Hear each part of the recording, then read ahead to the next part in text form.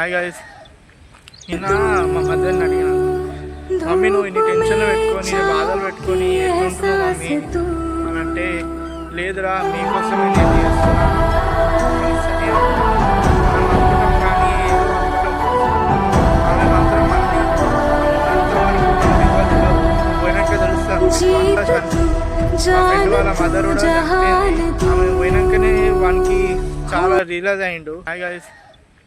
నిన్న మా మదర్ని అడిగిన, మమ్మీ నువ్వు ఇన్ని టెన్షన్లు పెట్టుకొని ఇన్ని బాధలు పెట్టుకొని ఎట్లుంటున్నావు మమ్మీ అని అంటే, లేదురా మీకోసమే నేను చేస్తున్నా, మీకంటే నాకు ఏది తక్కువ కాదు నాన్న అని చెప్పింది. ఒక తల్లి తన పిల్లల కోసం ఇంతలా కష్టపడతానా నాకు ముందు చూసినాక నాకు అర్థమైంది. ఎందుకంటే మా మమ్మీ డ్యూటీ చేస్తుంది, మళ్ళీ వచ్చి పార్ట్ టైంకి వెళ్తుంది, పార్ట్ టైం డ్యూటీ కూడా చేస్తుంది ఈవినింగ్ వచ్చి. మళ్ళీ ఎందుకు మమ్మీ ఇంతలా చేస్తున్నావు, పైసలు సరిపోతున్నావు మమ్మీ అంటే, లేదు నాన్న మీరు సెట్ అయ్యే వాడికి నేను కష్టపడుతూనే నేను ఏ కష్టమైనా పడతా చెప్తున్నా. నేను ఒక్కోసారి కోపం వస్తే కష్టపడుకుంటా, కానీ మమ్మీ ఏమనదు, అసలు ఏమనదు. నేను చేసేటప్పుడు నేను చేయకండి, ఏదో నాకు తెలియక నేను కసురుకుంటా ఉంటా. కానీ మా మమ్మీ ఏంటంటే, నేను ఏం అడిగినా సరే ఇచ్చేస్తుంది, పైసలు అడిగినా పైసలు ఇస్తుంది, ఏం అడిగినా ఏం ఇస్తుంది. కానీ మనం తెలియకుండా ఇష్టం వచ్చినట్టు మనం మాట్లాడతాం. మనం ఉండదు, ఆమె ప్రేమని ఇస్తూనే ఉంటుంది. మనం ఉన్నంత వరకు మన ప్రేమని ఇస్తూనే ఉంటుంది. మనం అనుకుంటాం కానీ ఏదో అనుకుంటాం.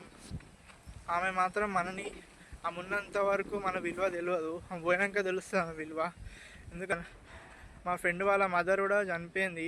ఆమె పోయినాకనే వానికి చాలా రియలైజ్ అయ్యిండు.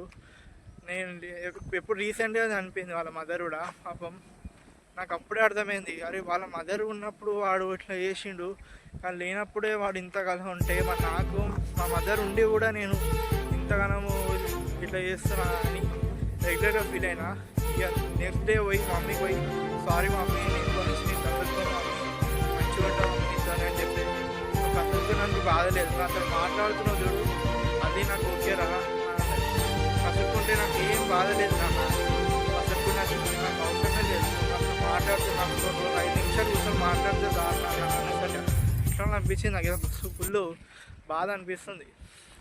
సారీ మమ్మీ, ఇప్పటి నుంచైనా నీతో మంచిగా ఉంటా, మంచిగా మాట్లాడతా.